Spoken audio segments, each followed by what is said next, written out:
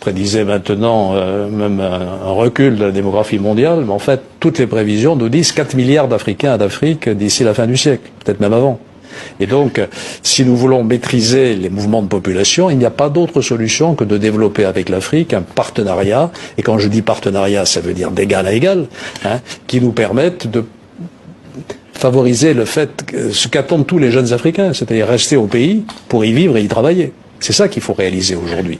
Si nous ne le faisons pas, les Chinois essayent de le faire, les Turcs, les Marocains, qui pénètrent et qui sont de plus en plus influents en Afrique. Donc moi je plaide pour une diplomatie française beaucoup plus active que la nôtre en Afrique, vis-à-vis de nos pays francophones, des anglophones aussi. Sachant que la France-Afrique, maintenant, est un peu supplantée par la Chine-Afrique, la Turque-Afrique, la Maroc-Afrique, etc., etc. Le Maroc, c'est l'Afrique encore. Oui, mais c'est fait exprès, parce que le Maroc, c'est l'Afrique, mais le Maroc qui s'investit en francophone, en Afrique francophone, est en train de faire quelque chose d'absolument extraordinaire. Ce sont des concurrents par rapport à la France qui sont très forts.